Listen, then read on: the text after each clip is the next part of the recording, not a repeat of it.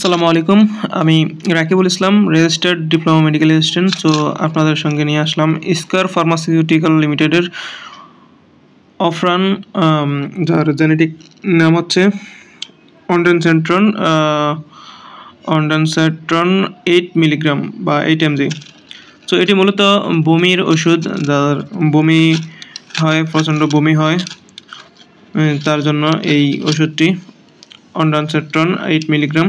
এটি ডোজ হচ্ছে 3 বেলা, দিন 3 বেলা খালি পেটে বমি হলে খাবেন।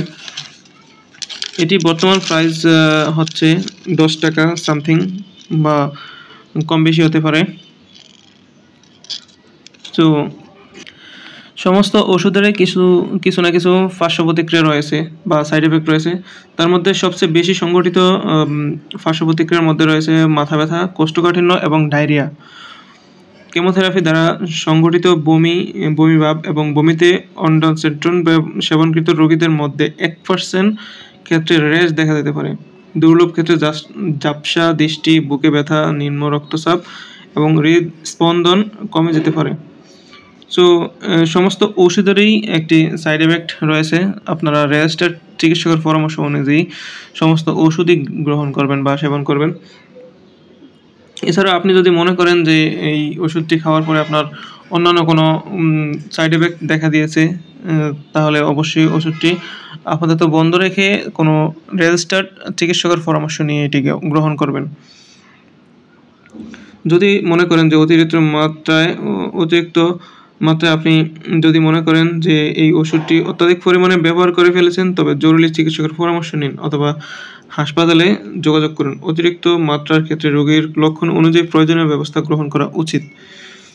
কিছু ঔষধের ক্ষেত্রে গ্যাস্ট্রিক ল্যাভেজের মাধ্যমে পেট খালি করা হয়। রোগীকে সাবধানে পর্যবেক্ষণ করা উচিত, ইসিজি পর্যবেক্ষণ সহ, এবং লক্ষণসমূহ এবং সহায়ক চিকিৎসা দেওয়া উচিত। তো আপনারা যে কোনো ওষুধ গ্রহণের ক্ষেত্রে অবশ্যই একজন রেজিস্টার্ড চিকিৎসকের পরামর্শ নিয়ে যে কোনো ওষুধ গ্রহণ করবেন। এটি মূলত অফরান অন্ডানসেট্রন 8 mg, এই ওষুধটি মূলত বমির জন্য ব্যবহার করা হয়। সো আপনারা এটি সেবন করার আগে অবশ্যই রেজিস্টার্ড চিকিৎসকের পরামর্শ নিয়ে গ্রহণ করবেন। সো আজ এইটুকুই। ভিডিওটি ভালো লাগলে অবশ্যই লাল সাবস্ক্রাইব বাটনটিতে ক্লিক করবেন এবং আপনাদের মন্তব্য জানাবেন কোন ড্রাগ সম্পর্কে বা কোন মেডিসিন সম্পর্কে ভিডিও চান। অবশ্যই এই চ্যানেলটির সাথে থাকলে রেগুলার প্রতিনিয়ত আপনারা নতুন কোনো না কোনো ঔষধ বা মেডিসিনের রিভিউ পাবেন। সো আজ এইটুকুই। সবাই ভালো থাকবেন, সুস্থ থাকবেন। আল্লাহ হাফেজ।